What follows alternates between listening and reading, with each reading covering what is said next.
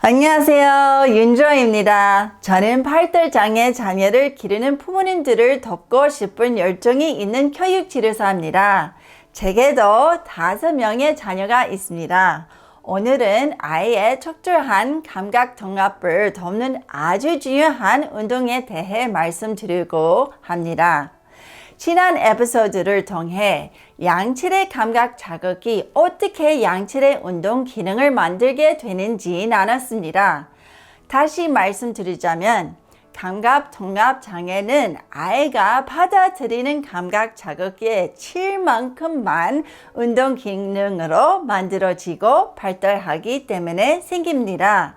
시각, 청각, 촉각과 같은 감각들이 아이에게는 학습 통로가 됩니다. 그렇기 때문에 우리가 눈으로 잘 보고 귀로 잘 듣는지 그 외에 후각, 미각, 그리고 아픔도 잘 느끼고 적절하게 반응하는지 확인해야만 합니다.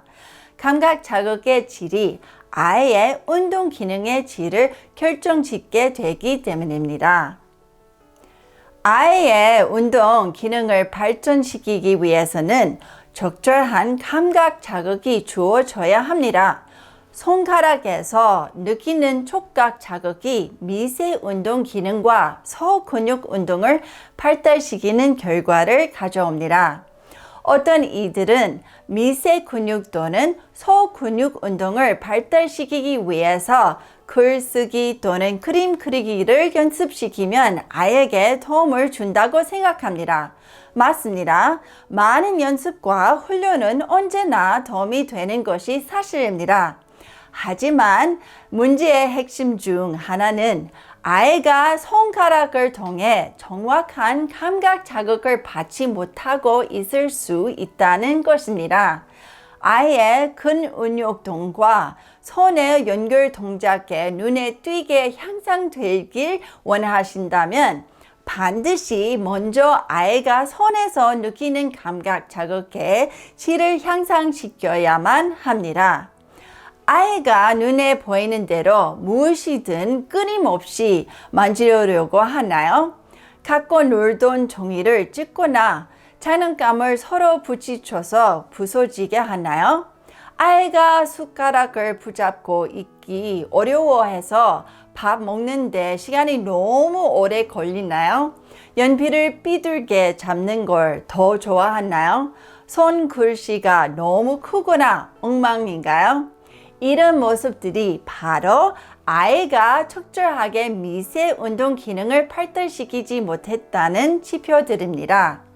이런 경우 아이의 손가락에 감각 자극을 넣어 주어 필요한 감각 자극이 먼저 뇌에 전달될 수 있도록 해야 합니다. 그러면 뇌가 효과적으로 손가락의 미세 근육을 더 잘 조정할 수 있습니다. 어떤 경우는 아이가 자기의 손이 신체 부위 중 어디에 있는지 공간적으로 잘 느끼지 못하는 문제일 수도 있습니다. 이것을 자기 수용 감각이라고 합니다. 아이가 걸으면서 자주 손으로 벽이나 난간을 문지르나요? 길가에 있는 나무 가지 등을 자꾸 옮겨주려고 하나요? 이런 행동을 하는 이유는 아이가 이런 것들을 만지면서 자기의 손이 자신의 신체 부위에서 어디에 있는지를 아는 데 도움이 될 수 있기 때문입니다. 자기 수용 감각과 소근육 운동 기능 이 모두를 향상시키기 위해서는 심압 자극, 이 deep pressure을 필요로 합니다. 아이들에게는 손가락, 발가락이 다른 신체 부위와 연관해서 어떤 위치에 있는지 알고 느끼기 원하는 요구가 있습니다.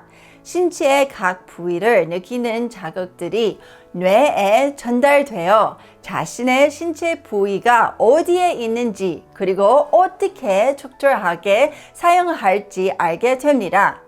앞에서 말씀드린 바와 같이 양질의 감각 자극이 주어졌을 때만 아이는 신체 각 부위를 효과적으로 사용할 수 있다는 것을 잊지 마시기 바랍니다. 저는 저희 두 아이를 통해 이런 경우를 직접 경험했습니다. 제 딸아이는 손가락 힘이 아주 약했습니다.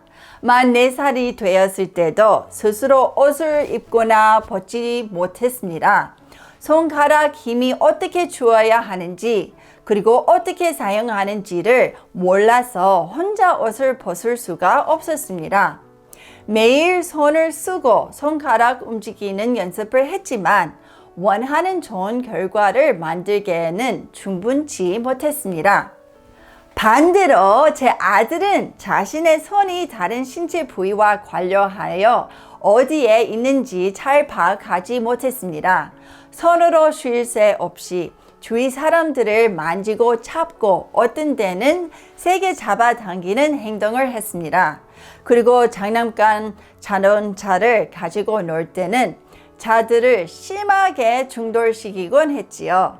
손을 누가 붙잡아 주거나 아니면 손을 엉덩이로 깔고 앉아 있지 않으면 어떤 일도 또는 공부도 집중을 할 수가 없을 정도였습니다. 이런 경우는 아이의 뇌가 손의 위치를 파악하려고 하는 감각적 요구 컵이 비어 있어서 이 컵을 채우기 위해 계속해서 손을 움직이고 원하는 감각을 찾기 위해 아들의 뇌가 안절부절하게 되기 때문이었습니다. 저는 두 아이들을 위해 손가락에 촉각 자극을 주기 시작했습니다. 손가락에 양칠의 촉각을 넣어주기 위해 어깨에서부터 시작해서 발 그리고 손가락 하나하나에 이르기까지 약 3초간 각 부위를 깊숙하게 눌러주는 것입니다. 또 엉덩이에서 다리로 그리고 발가락 끝까지 이어서 똑같이 눌러주었습니다. 반대 방향으로 손가락부터 시작해서 어깨로 올라가며 할 수도 있습니다. 이렇게 일주일쯤 꾸준히 심압 자극 운동을 진행하고 놀라운 일이 일어나는데요. 제 딸아이가 드디어 혼자 옷을 벗을 수 있었습니다. 혼자 옷을 입기까지는 더 오랜 시간이 걸리기는 했지만 매일 손가락에 자극을 주는 훈련을 하면서 마침내 혼자 옷을 입을 수도 있게 되었습니다. 그리고 제 아들의 경우 이 훈련을 꾸준히 진행한 후 사람들을 옮겨잡는 버릇이 많이 줄기 시작했습니다. 그리고 어떤 일들에 또는 공부에 더 집중하게 되었고 손가락으로 꼼지락거리며 부산하게 하는 행동이 조금씩 줄기 시작했습니다. 물론 이런 행동이 완전히 사라진 것은 아니지만 많이 향상되고 있습니다. 하루에 2번 이러한 자극을 지속적으로 주게 되면 아마 두 아이 모두 계속해서 좋아질 것이라고 기대합니다. 혹시 여러분의 아이가 동일한 문제를 가지고 있다면 간단한 심압 자극을 시도해 보시기 바랍니다. 시간도 몇 분만 투자하시면 됩니다. 발에서 손가락 그리고 다리에서 발가락 끝까지 매일 꾸준히 깊이 눌러주는 자극을 주게 된다면 아이의 자기 수용 감각과 소근육 운동 기능이 아주 놀랍게 발달 변화되는 것을 보게 되실 겁니다. 채널 고정하세요. 아이의 감각 문제를 돕는 방법을 계속 나누어 드리겠습니다. 다음에는 청각 자극을 통해 말하기 능력을 발달시키는 방법을 안내해 드리겠습니다. 강해지고 용기를 가지세요. 제 대신 아이를 꼭 안아주세요. 그리고 아래 구독 신청 잊지 말고 눌러주세요.